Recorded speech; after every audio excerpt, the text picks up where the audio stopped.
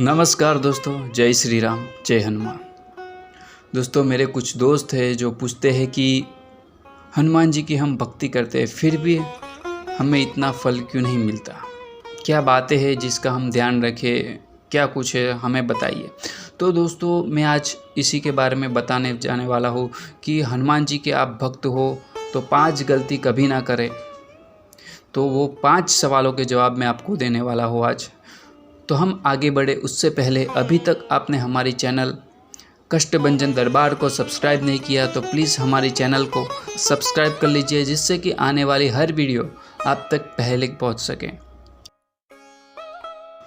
पहला सवाल है संकल्प पूरा ना करना। दोस्तों, ज़्यादातर लोग अपने संकट समय में प्रभु के सामने संकल्प लेते हैं, जिनमें से कई ऐसे लोग भी हैं जो अपना संकल्प पूरा नहीं कर पाते हैं। इसके कई कारण हो सकते हैं, जैसे कि घर में किसी का देहांत होना, महिला भक्तों को मासिक धर्म की समस्या होना, या आपका किसी ऐसी परिस्थिति में हो जाना जहां पूजा पाठ करना संभव नहीं हो, या कोई अन्य कारण जिसकी वजह से वे प्रभु के सामने लिया हुआ संकल्प पूरा नहीं कर पाते हैं। इस पर मैं इतना ही कहूँगा कि चिंता ना करें। अगर आपके सामने संकल्प के दौरान कोई विघ्न आए तो प्रभु से क्षमा याचना मांगकर अपना संकल्प जारी कर सकते हैं। जैसे अगर किसी व्यक्ति के घर में संकल्प के दौरान किसी का देहांत हो जाता है, आप अपना संकल्प घर का सूतक खत्म होने के बाद जारी कर सकते हैं, क्योंकि सूतक के दौरान घर में पूजा पाठ नहीं होता।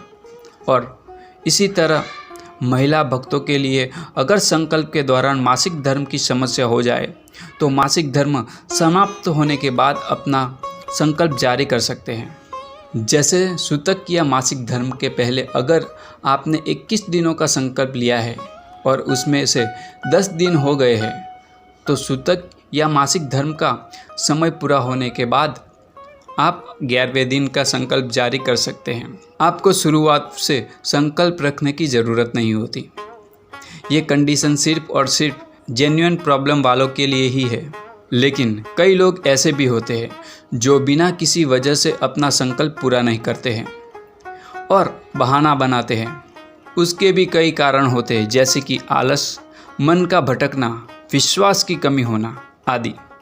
उन लोगों के लिए एक ही निवेदन है कि आप ऐसा ना करें और अटूट विश्वास के साथ अपना संकल्प पूरा करें। देखना, प्रभु की कृपा आप पर जरूर होगी। दूसरा है बुरे कर्म।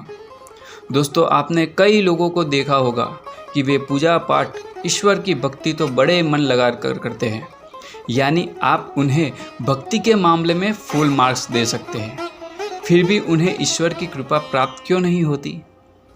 इसका जवाब है, बुरे कर्म करने वालों पर ईश्वर की कृपा नहीं होती।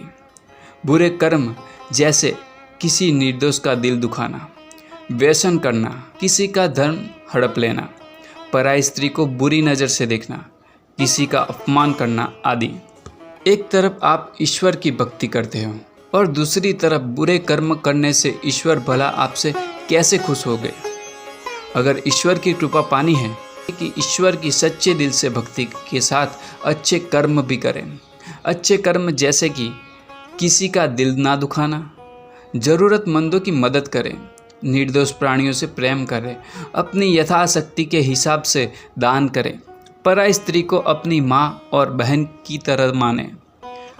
और ऐसे कई अच्छे कर्म हैं जिसे करने से देखना प्रभु की कृपा आप पर जरूर होगी।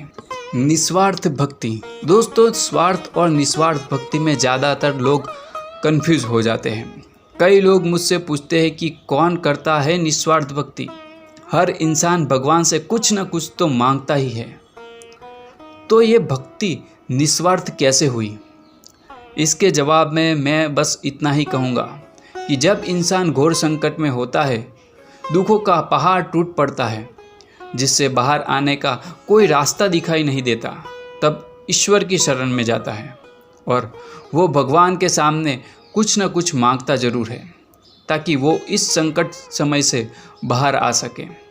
इसे मैं स्वार्थ वाली भक्ति नहीं कहूँगा, लेकिन जब दुख समय में भगवान के पास जाने के बाद, धीरे धीरे सब ठीक होने के बाद, जब वो इंसान उसी ईश्वर को भूल जाए जिसने उसे हर संकट से बाहर निकाला है, तब उस भक्ति को मैं स्वार्थ वाली भक्ति कहूँगा।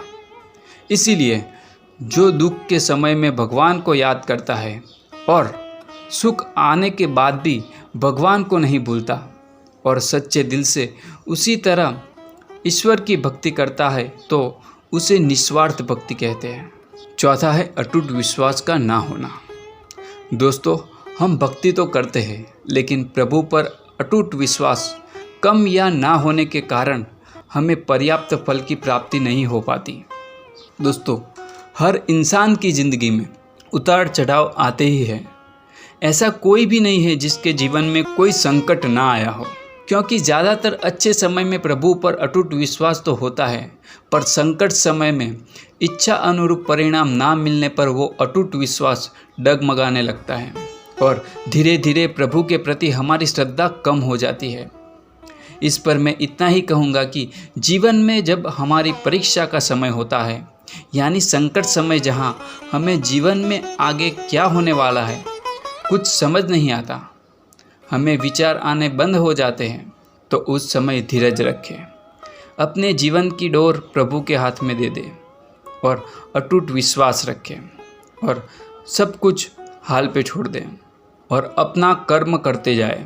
देखना, प्रभु की कृपा आप पर जरूर होगी और धीरे धीरे सब ठीक होने लगेगा और प्रभु के प्रति आपका विश्वास और दृढ़ हो जाएगा। पांचवा है ब्रह्मचर्य। दोस्तों, पांचवा है ब्रह्मचर्य का पालन। मैंने इस पॉइंट को ज़्यादा महत्व इसीलिए कहा है क्योंकि ज़्यादातर लोग इसी में ही चूक जाते हैं। इसका ये मतलब नहीं कि शादीशुदा लोग हनुमान जी की भक्ति नहीं कर सकते। हनुमान जी की भक्ति तो इस ब्रह्मांड का हर जीव कर सकता है, पर हमें कुछ नियमों का पालन करना जरूरी है और नियम पुरुष व महिला भक्त दोनों के लिए होते हैं। खास करके जब आप संकल्प, व्रत, उपवास या प्रभु के लिए और कोई तप कर रहे हो, तब ध्यान रखें कि आप ब्रह्मचर्य व्रत का पालन जरूर करें। दोस्तों, ये थे कुछ नियम जो आपको हमेशा याद रखने हैं। तो दोस्तों, ये वीडियो आपको कैसा लगा कमेंट बॉक्स में ज़रूर लिखिए और वीडियो अच्छा लगा हो तो लाइक और शेयर करना मत भूलिए।